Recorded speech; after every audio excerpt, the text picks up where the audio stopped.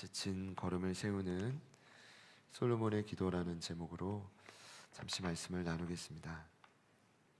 어느덧 2024년 마지막 주일입니다. 늘 한 해의 끝은 또 다른 한 해를 시작하게 하는데요.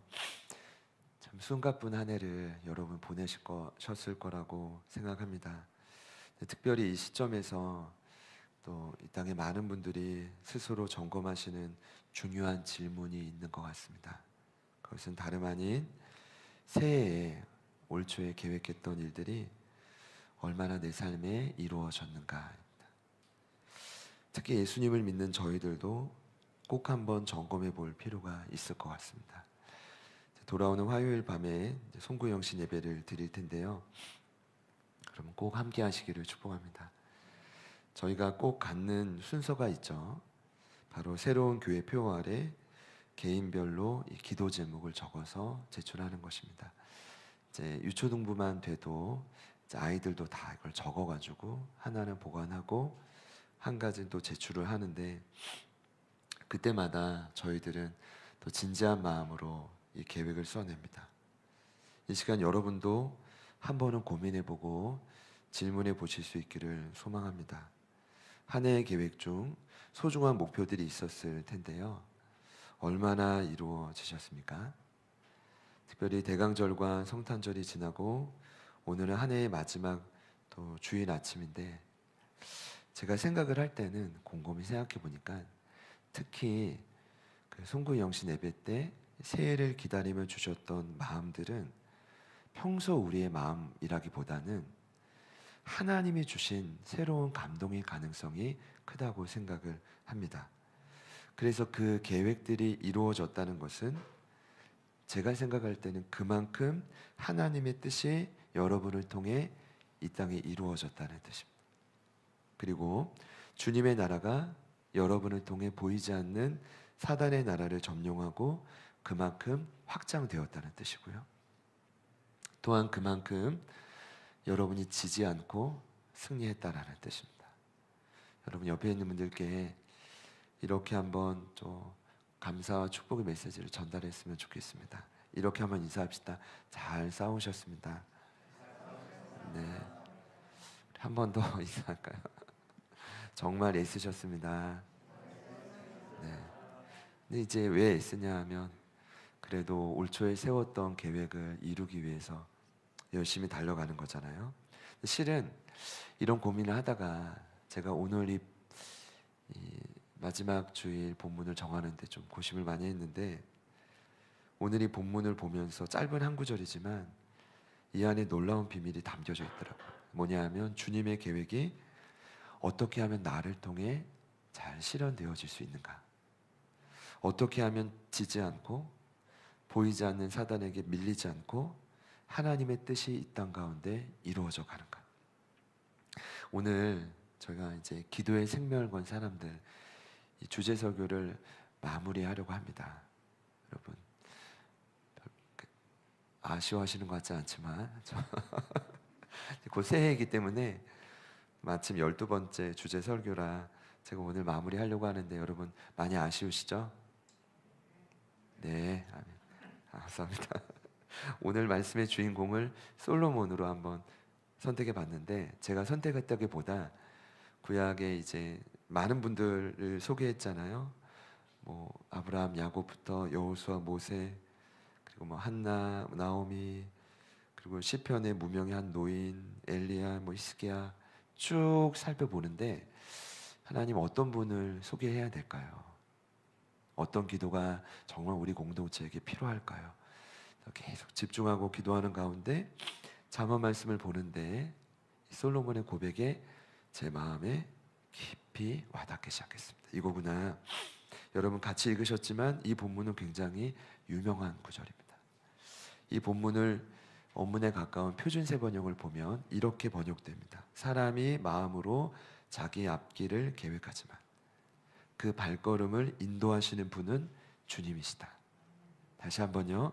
사람이 마음으로 자기의 앞길을 계획하지만 그 발걸음을 인도하시는 분은 주님이시다.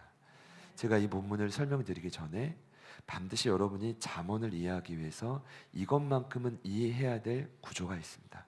물론 여러 구조가 있지만 한 가지 핵심 구조는 일단 잠언은 삶의 지혜서라고 많은 분들이 압니다. 그런데 단지 이론 이득을 주는 그런 책이 아니라 잠언이 말하는 지혜는 인생을 죽음에서 생명으로 이끄는 힘을 의미합니다.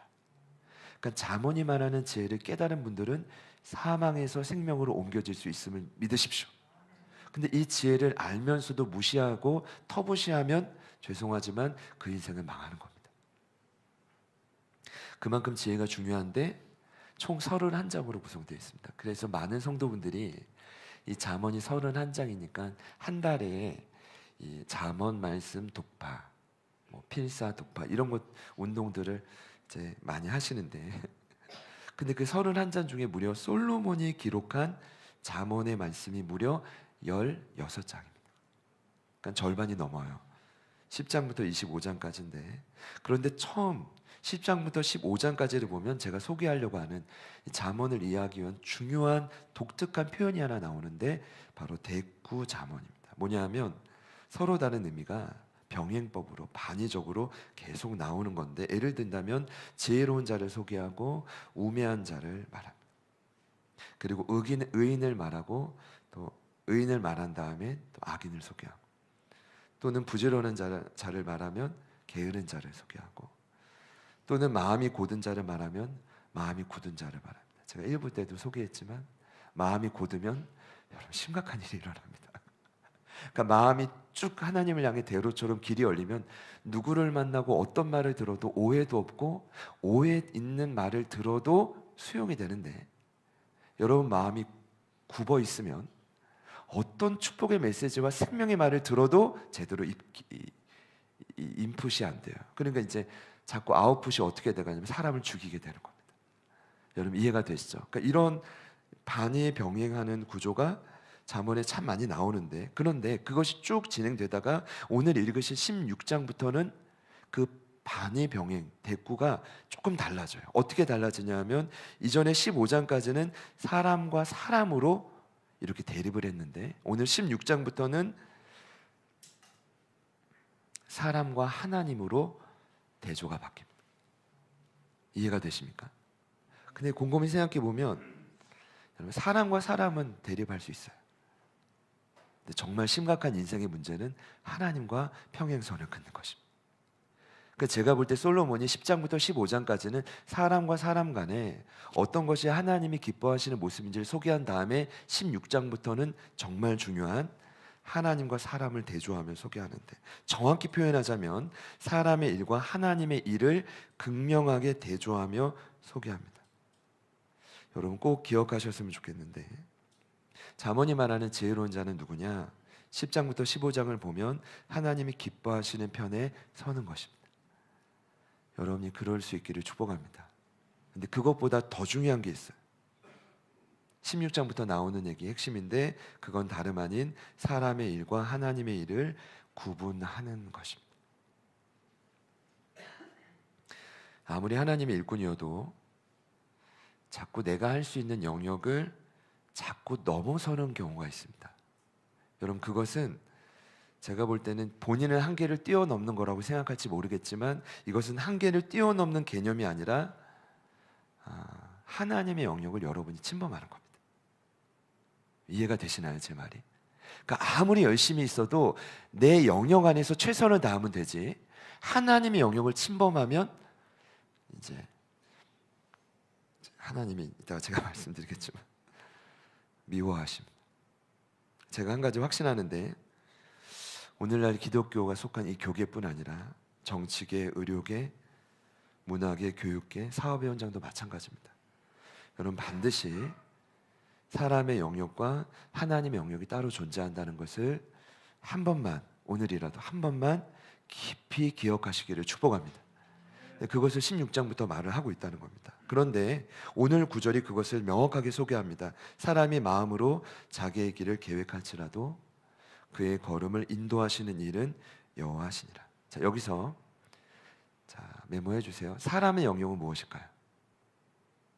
바로 마음으로 자기의 길을 계획하는 것입니다. 그럼 하나님의 영역은요? 마음으로 계획한 일을 실행하는 걸음을 인도하시는 것이 하나님의 영역입니다.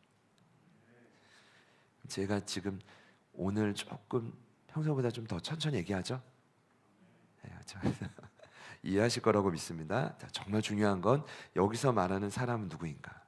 뭐 그냥 사람이겠지가 아니라 보통 세상에 속한 자가 아닙니다. 여러분, 여기서 말하는 사람은 꼭 기억하십시오. 최소한 인생의 위기가 찾아올 때 솔로몬이 기록한 잠언을 한 번은 펴보고 마주할 수 있는 자가 여기 9절에서 소개하는 사람을 의미합니다. 그러니까 제가 볼 때는 여기서 말하는 마음으로 자기의 길을 계획하는 사람은 누구냐 하면 최소한의 믿음이 있는 자. 비록 육신의 정욕대로 마음껏 살아도, 내 멋대로 살아도, 과거 언젠가 예수를 인격적으로 영접한 경험이 있어서 그 안에 작은 성령의 불씨가 그래도 존재하고 있는 하나님의 자녀를 의미합니다. 그러니까 많은 분들이 이 구절을 실은 모든 이 땅의 사람들에게 적용한다면 적용이 안 돼요. 여러분, 이해가 되시죠?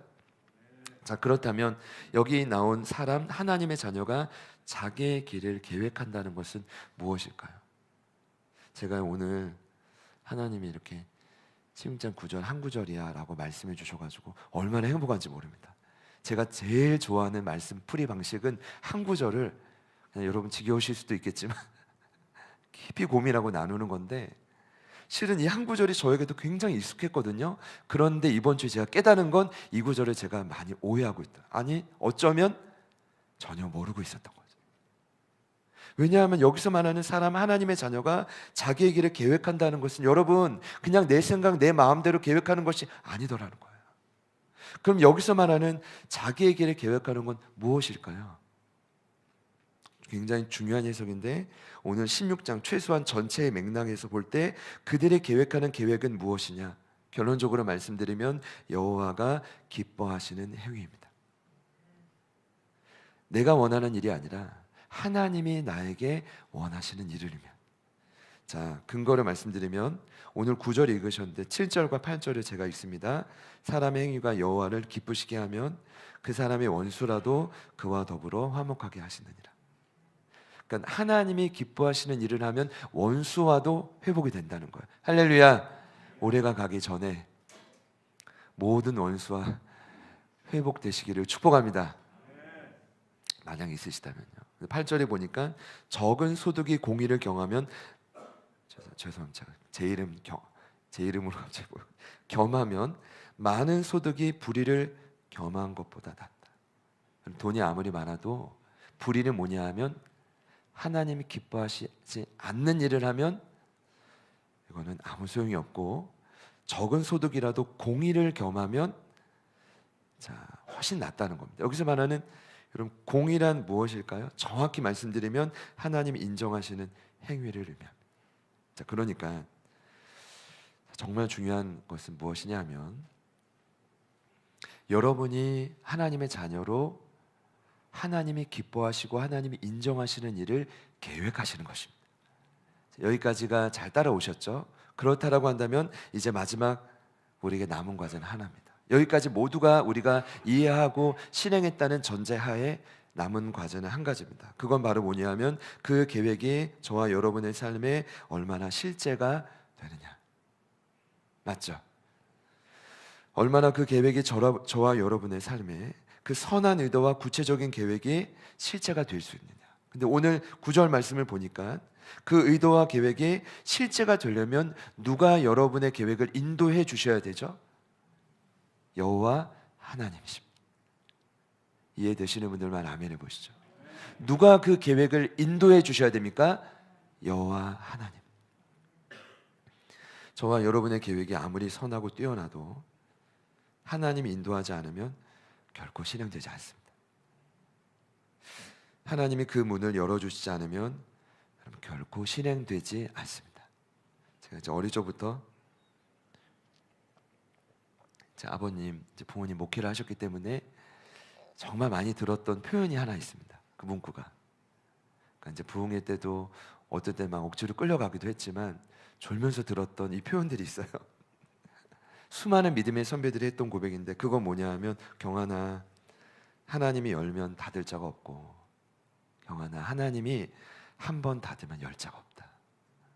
근데 실제로 여러분, 제가 신앙생활을 한 해 한 해를 더하면 할수록 이 말씀이 너무 깊게 와닿아요. 이게 뭐냐 하면, 하나님이 너무 두려워요. 왜냐하면 하나님이 열면 정말 막을 자가 없을 것이고, 하나님이 닫으면 열 자가 없기 때문입니다. 여러분, 왜 이 땅에 이토록 고통스러운 일이 지속될까요?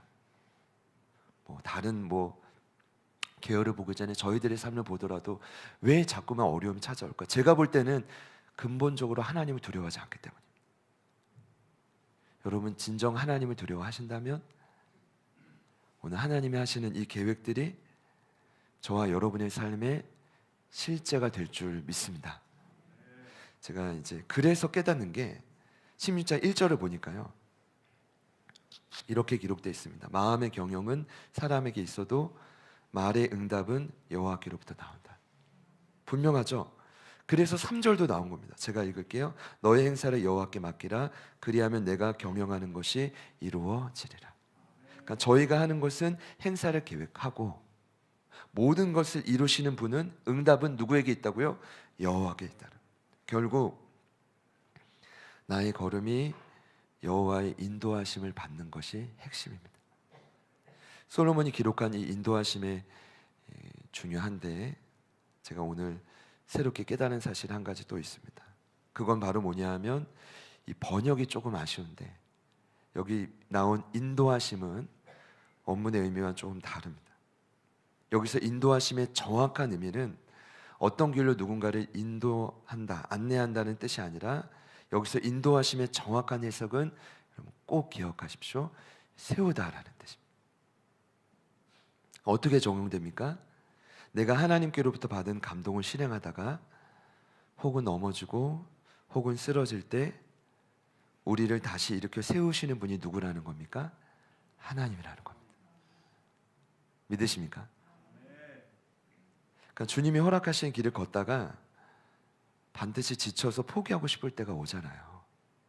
너무 눌리고 어려울 때가 찾아온단 말입니다. 그때 여러분의 지치고 힘든 이 무릎과 다리에 다시 한번 힘을 주시고 일으켜 세우시는 분이 누구냐? 누구라는 겁니까? 여호와 하나님이라는 거죠. 그것을 이 개역개정에는 인도라고 번역을 했던 것입니다. 그래서 제가 여러분 더 확실히 이해가 됐습니다. 10년간 광야 이곳저곳으로 도망 다녔던 오늘 이 말씀에 기록한 솔로몬의 아버지 다윗이 고백을 합니다. 여호와는 나의 목자시니 내게 부족함이 없으리로다. 그가 나를 푸른 풀밭에 누이시며 쉴 만한 물가로 인도하시는도다. 제가 왜 10년이라고 했냐면, 다윗에게는 고난의 기간이 꽤 길었지만 10년이 특히나 사울의 칼을 피해 이제 유대 전역 땅 전역에 대표적인 10개의 광야를 숨고 돌아다니면서 피했던 시간이기 때문에 하루도 맘 편히 쉴 곳이 없었을 겁니다. 그분은 단 하루도 몸이 상할 날이 없었을 겁니다. 그럼에도 다윗이 고백했던 것입니다. 여호와는 나의 목자십니다. 내게 부족함이 없습니다. 나를 푸른 풀밭으로 누이시고 쉴 만한 물가로 뭐라고요? 인도하십니다. 거기서 인도도 어떤 뜻입니까? 쉴 만한 물가로 나를 이끌어 가시기 위해 나를 인도한다는 것은 어떤 의미입니까? 무너지고 포기하고 싶었던 나를, 여러 방해와 어려움들로 지치고 상했던 나를 선한 목자이신 하나님이 오늘도 일으켜 세우십니다. 이 고백이 한 해의 마지막 주일을 보내고 있는 저와 여러분의 고백이 되시기를 간절히 축복합니다. 여러분, 그래서 저희가 버틸 수 있는 거죠. 그래서 주님의 계획이 이루어질 수 있는 것입니다. 제가 얼마 전에 이제 훈련 못 받고요, 이 한 분의 수상소감 잠깐 봤는데, 저도 이제 1층에 저희 성도님이신 우리 박인자 권사님이 약간 드라마 전문가십니다. 저도 이제 학교에서 이런 질문을 학생들이 많이 받아요. 어떻게 스트레스를 푸시냐고. 근데 이제 보통 이제 항상 학생들이 단서를 달아요. 뭐라고 하냐면 기도, 암송 뭐 이런 거 빼고. 그래서 제가 이렇게 대답을 해요. 나는 가장 행복한 게 성도들과 소그룹 훈련할 때라고. 그럼 학생들이 이렇게 대답하면 아마 속으로 욕하겠죠.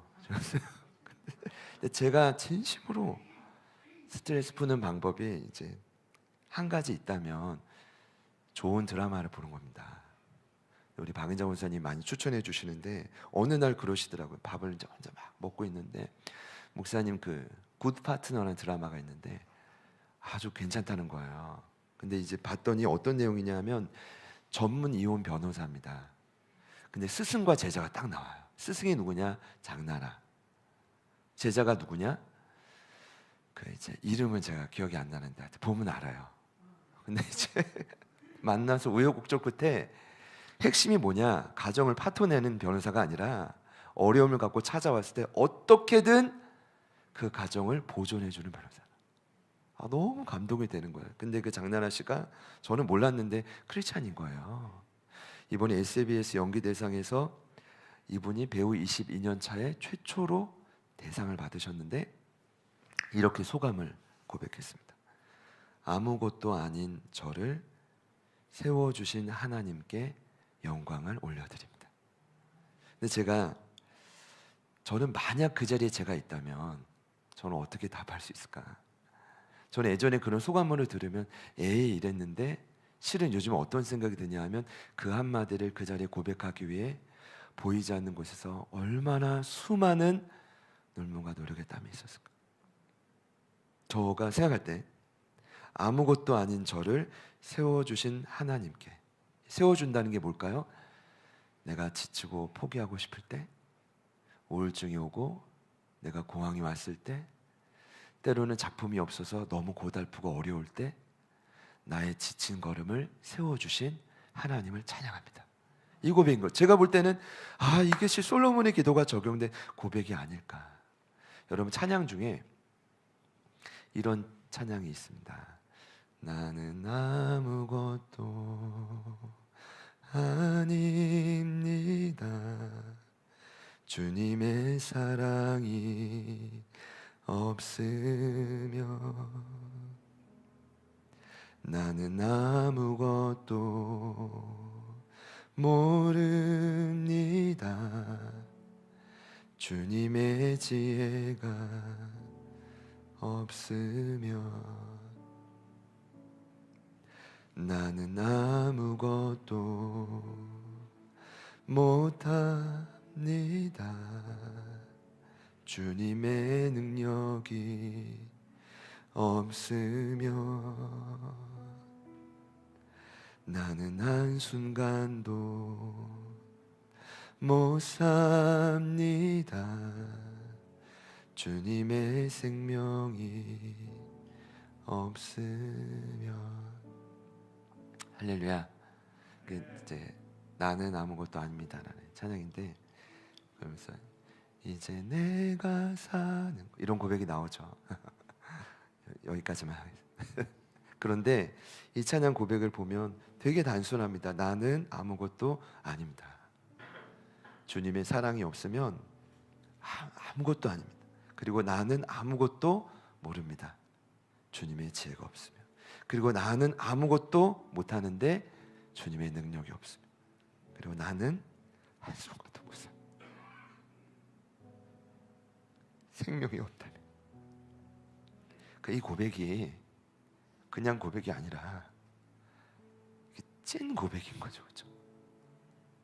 주님이 없다면 아마 이 자리에도 올 한 해가 살 수 없을 정도로 고달픈 분들이 많았을 것이에요.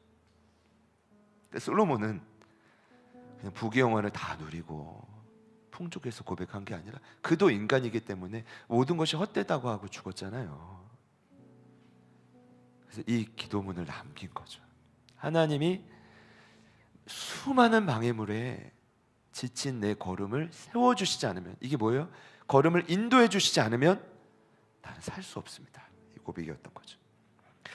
제가 볼 때 선한 비전을 실행하는 키는 이겁니다. 어떻게 하면 그 주신 계획, 나에게 감동 안에서 성령 안에서 결단했던 계획을 지속해 가느냐, 어떻게 하면 매듭을 지어갈 수 있냐. 여러분 착각하시면 안 돼요. 그 계획을 짜는 건 누구나 할 수 있습니다. 한모 울고 하나님 손을 들고 하나님 이렇게 살겠습니다. 결단은 실은 누구나 할 수 있는 거 맞잖아요. 근데 정말 중요한 게 무엇입니까? 어떻게 하면 이 상태를 지속해 가고 어떻게 하면 주님 주신 비전을 내 삶에 반드시 이루어가서 하나님이 가장 기뻐하는 나보다 더 나은 자녀를 세울 것인가. 제가 오늘 너무 감사한 건 한 해의 마지막 이 주일 아침에 정현이 아버님이 오신 거예요. 저는 알아요. 형기 집사님과 전사님 얼마나 눈물로 기도하셨고 그 정현이를 위해 기도하시고 막 뭐 여러 하여튼 찾아갔을 때 그때 이제 아마 장로님 저희 그 굿브릿지 아마 응원차 갔을 때 또 막 같이 또 식당에 가서 식사도 하면서 격려했던 그 많은 과정들을 알기 때문에 오늘 우리 정현이 아버님 오신 게 하나님의 은혜라고 저는 믿습니다.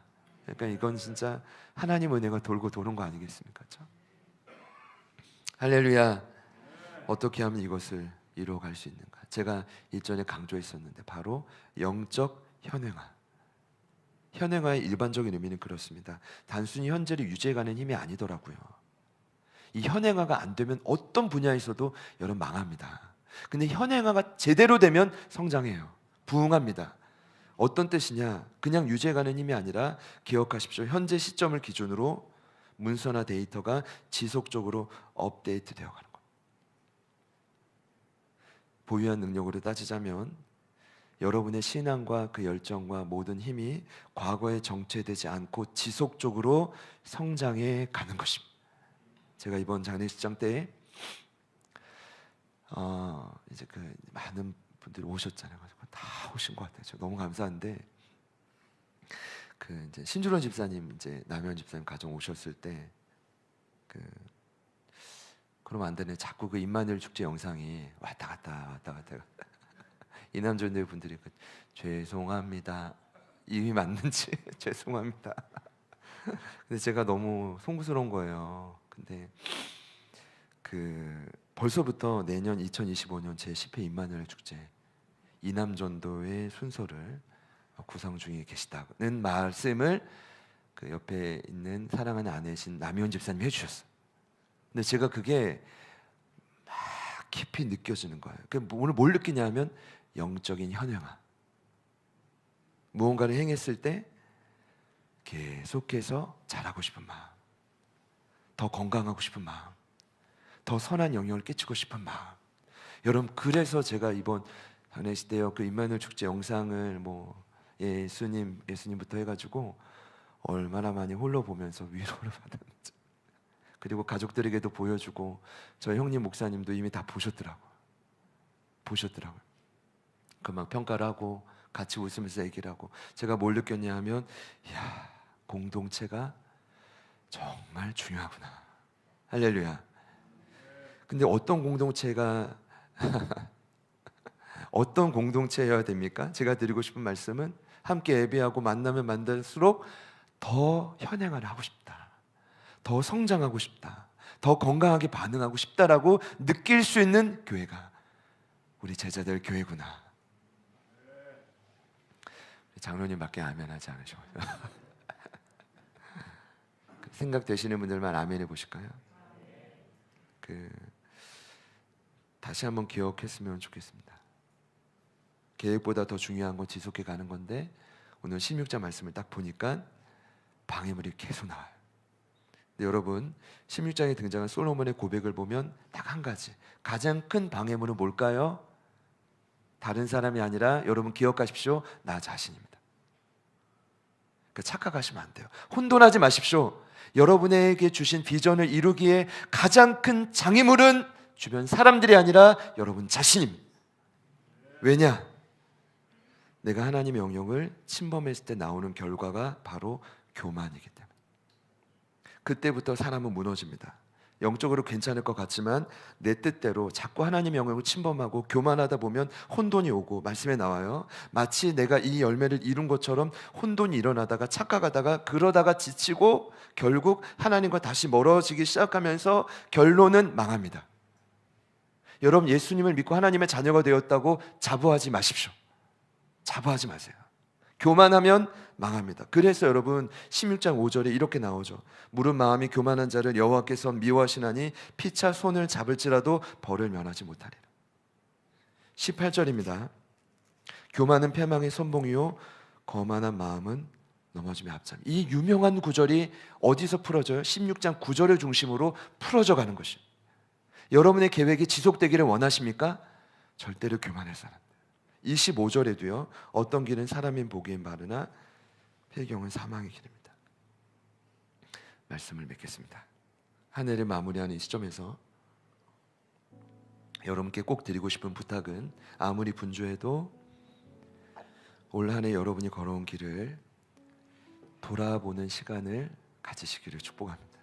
우리 이제 멀리 거창고등학교 다니는 우리 현이가 방학에서 오늘 예배를 드리는데 우리 현이도 한 해를 돌아보면서 그 정말 인생에 가장 다시 오지 않을 고3의 기간을 아름답게 펼쳐가기를 축복합니다. 마찬가지인데 올 초에 여러분에게 하나님이 주신 건강한 마음으로 계획했던 일들이 얼마나 이루어졌습니까? 제가요 실은 저희 교회는 앞으로도 계속 그럴 것 같아요. 죄송하지만 기본적으로 어떤 조직과 틀과 형틀이 필요합니다. 필요해요. 질서는 필요합니다. 그러나 불필요한 행정들은 지금처럼 저희는 막 추구하지 않을 거예요. 이 말씀 왜 드리느냐? 정말 중요한 본질이 있거든요. 그 한 해를 마무리하면서 준비해야 될 모든 행사와 여러 일들이 많다 할지라도 정말 중요한 건 뭡니까? 올 초에 주셨던 하나님의 마음과 계획들이 얼마나 내 삶에 이루어졌는가. 다른 사람 판단하는 게 아니라 스스로를 돌아볼 때, 그리고 우리 교회를 돌아볼 때, 여러분 저는요 자신 있게 말씀드립니다. 여러분과 함께 했던 2024년도 내년이 10주년이니까 올 한 해 달려왔던 이 9주년 기적 같은 한 해였습니다.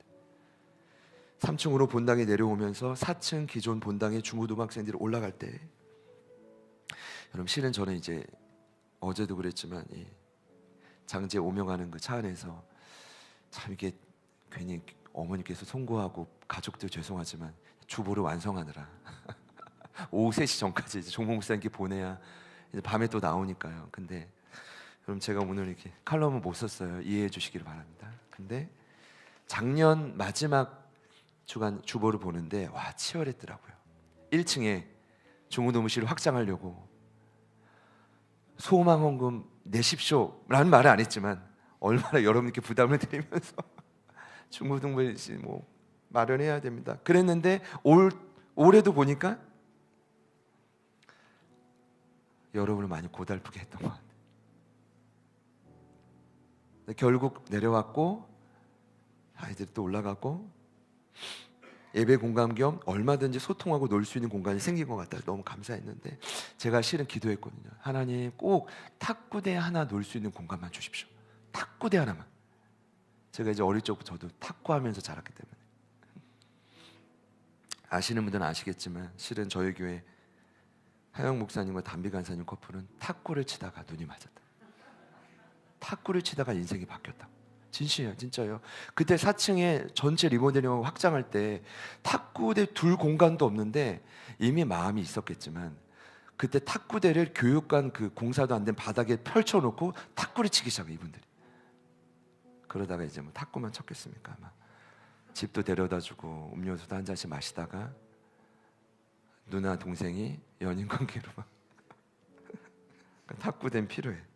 탁구를 치면서 화해도 하고 서로 땀도 흘리고 두 개 아니고 하나라도 실은 이렇게 새로운 공간에서 올해가 가기 전 저희가 예배하고 있다는 것은 아직 실감이 되지 않지만 저희가 기억해야 돼. 이것은 저희가 했던 일이 아니에요. 계획은 저희가 했지만 모든 지친 걸음을 수많은 방해자로부터 하나님이 이렇게 세워주셨기 때문에 그러니까 저희네 교회는 아니면 하늘문이 열렸다고 봐요. 하나님이 지속적으로 영혼들을 보내실 거예요.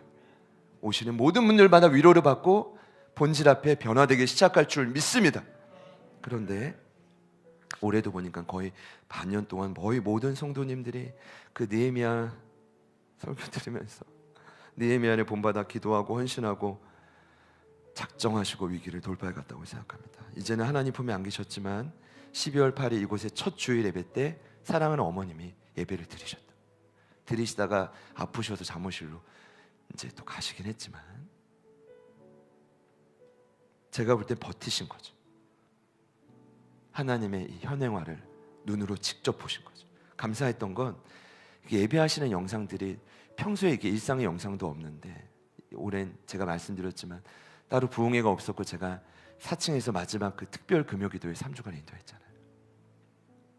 그때 열심히 오셔서 아버지와 박수 치시고, 그리고 아이들 그 연주하시는 거 막 보시고 이렇게 막 웃으시고, 그 영상들이 교회 영상에 아주 잘 남겨져 있더라고요. 하나님이 하신 일이죠. 장례의 모든 일정을 마치고 어제까지 제가 사랑하는 아버님과 7일을 함께 잠궈 왔습니다. 제 인생에 아마 아주 어릴 적에 그런 시간이 있었겠지만 4일은 아버지 어머님과 병원에서 함께 자고, 2일은 아버지와 장례식장에서 단둘이 자고, 그리고 1일은 어제 저희 집에서 가족들과 함께 잤을 때, 하나님이 하신 일인데 저는 아버님을 가까이서 지켜보면서 좀 실은 충격과 도전 받았어요. 그 뭐냐 하면 인생의 어려움이 찾아올 때 신앙인은 이렇게 반응을 해야 되는 거고, 제자의 삶은 이렇게 살아가야 되는 거고, 그리고 어려운 가운데도 얼마든지 영혼들을 위로하고 또 복음을 전할 수 있는 것이고, 저에게 실은 한 가지 두려움이 있다면 새해에 또 마음을 풀고 기도해야 되겠지만, 저라면 나이가 들고 시간이 갈수록 부모님과 같이 믿음의 반응을 보일 수가 있을까? 이게 두려움으로 찾아오는 거예요. 이제 결단과 담대함으로 바뀔 수 있도록 여러분 기도해 주시기를 축복합니다. 그 7일이 이제 70일 또 700일, 하나님 부르시는 그날까지 저희가 이 길을 같이 걸어가야 되겠지만, 비록 슬프고 지칠 수 있지만 제가 확신했던 건 그 모든 아버님의 걸음을 일으키시는 분이 하나님이시구나, 어머님을 끝까지 버티게 하셨던 분도 하나님이시구나, 그리고 우리 사랑하는 가족들이, 제자들께 온 가족들이 반드시 이 길을 함께 걸어가게 될 것이구나, 저는 믿습니다. 오늘 이 돌파가 사랑하는 여러분들의 삶의 현장에서 지속적으로 재현될 줄 믿습니다. 하나님이 하십니다. 그러니까 오죽하면 여기 16장 마지막 33절에 이런 말씀까지 나왔겠습니까? 제비는 사람이 뽑으나 모든 일을 작정하기는 누구에게 있어요? 여호와께 있습니다. 여러분이 계획을 하세요. 그 계획을 실행하시는 분은 하나님이십니다. 왜냐하면 여러분이 계획을 쭉 사명 이뤄가다가 중요한 건 몰라서 못하는 게 아니라 지쳐서 못 따라가는 거거든요. 그러니까 포기하고 부르심의 자리에 자꾸 떠나고 원망하고 불평하고, 아니에요. 여러분에게 지친 그 걸음에 세우시는 하나님의 은혜를 남은 한 해가 얼마 남지 않았죠. 오늘 가득히 누리시기를 간절히 축복합니다. 한 해 동안 여러분의 지친 걸음이 있을 겁니다. 지친 마음이 있으실 겁니다. 주님께서 이 시간 마음껏 세워주시길 줄 믿습니다.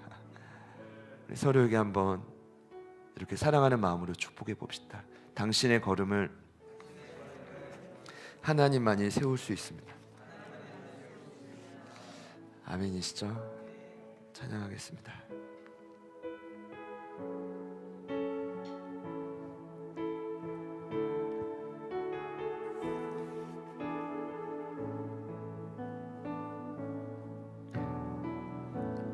모든 것 아시는 주님, 나의 맘의 연약함 보시고 부족한 그 모습대로 주님 마음에 새겨주시네.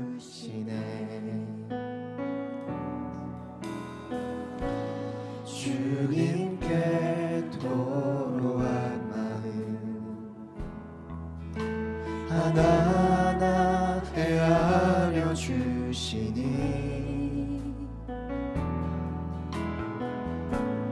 그 마음 그 아픔들을 주님 손으로 품어주시네. 거친 길을 걸어갈 때도 험한 산이 앞을 막아도 빛 되신 주님의 두 손이 나를 붙드네. 주의 마음이 닿은 내 삶에 점이 슬픔을 씻으시니 주님을 찬양 주 이름을 찬양하네. 걸음을 인도하시는 주님의 신뢰한 마음으로 한 번 더 찬양합시다. 모든 것 아시는 주님, 나의 맘의 연약함 보시고 부족한 그 모습대로 주님 마음에 새겨주시네. 주님께 토로한 마음, 주님께 토로한 마음 하나하나에 아려주시니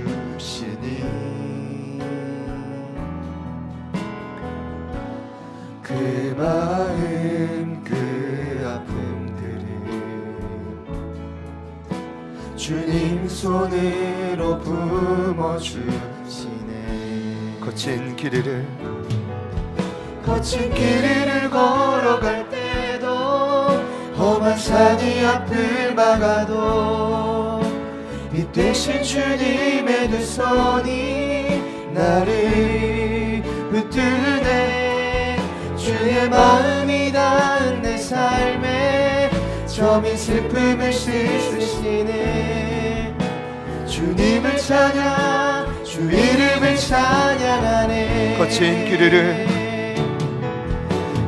길을 걸어갈 때도 험한 산이 앞을 막아도 빛 되신 주님의 두 손이 나를 붙드네. 주의 마음이 닿은 내 삶에 점이 슬픔을 씻으시네.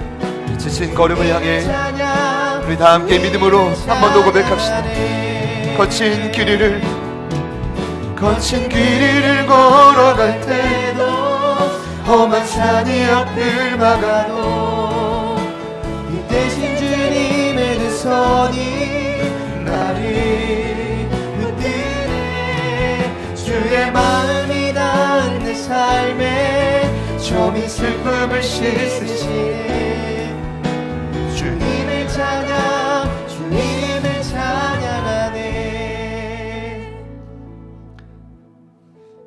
한 해를 마무리하는 시점이지만 못다한 하나님의 비전과 계획이 이제 우리가 송구영신 예배 때 함께 자리에 모여 기도 제목을 써 내려갈 때 다시 한번 용기를 내어 써 내려갈 수 있기를 소망합니다. 우리의 능력과 우리의 힘으로는 아무것도 할 수 없지만 하나님은 우리의 지친 걸음과 포기하고 실패했던 삶을 얼마든지 다시 세울 수 있는 분이기 때문입니다. 장례식 첫날 저녁에 우리 구프리지를 통해 알게 된 우리 귀한 청년들이죠. 우리 에스더, 우리 반석이, 어진이, 재우, 성주, 이 아이들이 와서 조문을 하고 밥을 먹고 한참을 있는 것을 봤습니다. 저에겐 좀 충격이었고 부모가 없는 우리 자녀들에게 참 많이 미안한 마음이었어요. 근데 돌아갈 때 한 명 한 명이 안아주는 거예요. 하나님의 위로와 하나님의 살아계심을 느꼈어요.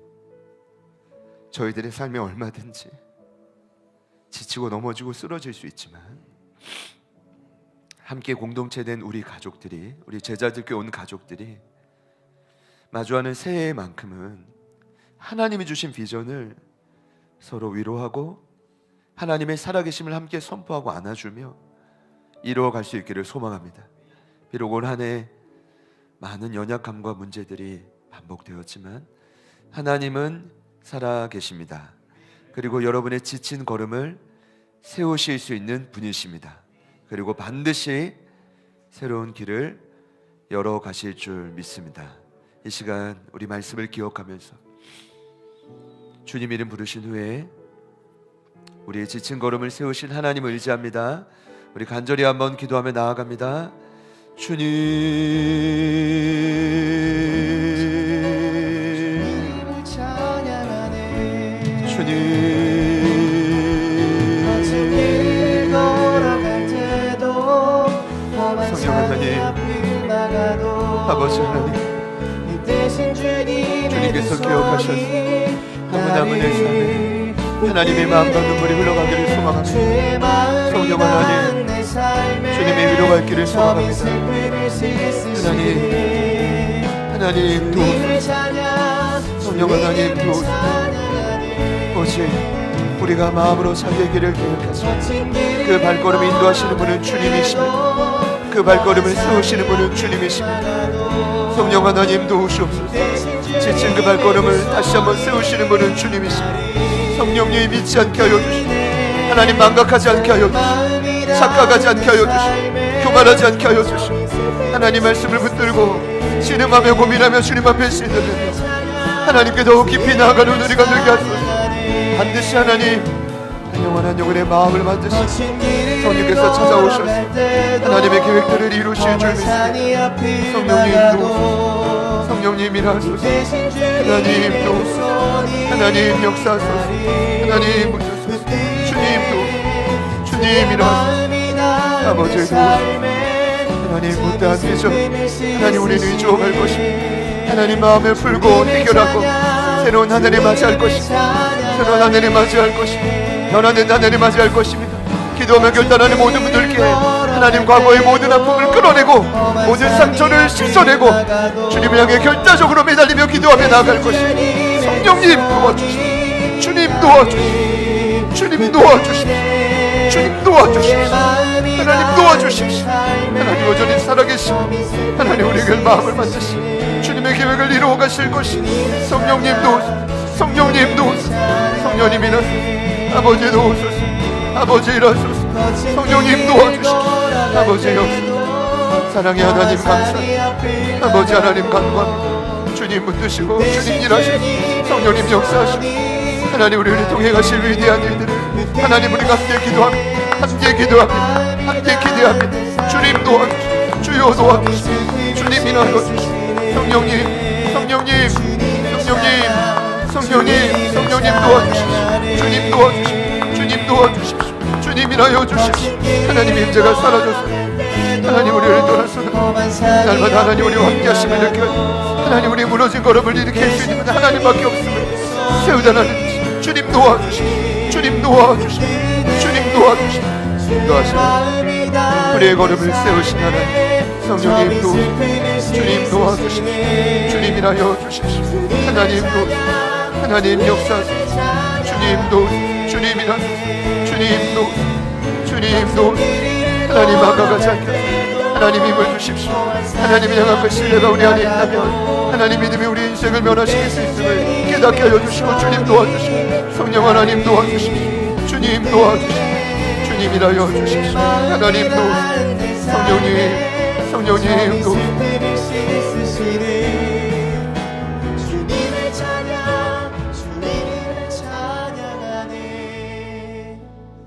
사람이 마음으로 자기의 길을 계획할지라도 그의 걸음을 인도하시는 일은 여호와시니라. 2024년 한 해를 저희들의 무너지고 쓰러지고 포기하고 싶고 주저앉았던 걸음을 하나님 떠나지 않고 때마다 일으켜 세워주신 것 감사드립니다. 오늘까지 저희가 버티고 달려왔는데 하나님 마주하는 새해는 하나님의 이끄시는 우리를 세우시는 그 놀라운 은혜가 더욱 강력하게 일어나게 될 줄 믿습니다. 오늘 함께 예배하는 사랑하는 우리 김형범, 영범 형제님, 주님께서 기억하시고 정확한 하나님의 때에 만나게 하신 줄 믿습니다. 사랑하는 두 아들 우리 정연이, 상현이 위에 함께하여 주시고 앞으로의 모든 걸음을 부르시는 그날까지 영원토록 떠나지 않는 하나님의 손길이, 그 보이지 않는 손길이 삶의 실제가 되는 역사가 일어나게 하여 주시옵소서. 올 한 해를 마무리하지만 많은 아픔과 또 비통함과 여러 풀지 못한 숙제로 고민하는 심령들이 있습니다. 주님 끝까지 찾아가 주셔서 반드시 올 한 해를 믿음 안에서 잘 정리하고 송구영신 예배를 맞이할 수 있도록, 새해를 맞이할 수 있도록 성령님 도와주시옵소서. 일하시는 주님께, 우리의 모든 지친 걸음을 세우신 하나님께 이 모든 영광을 올려드리며 예수님의 이름으로 기도드립니다.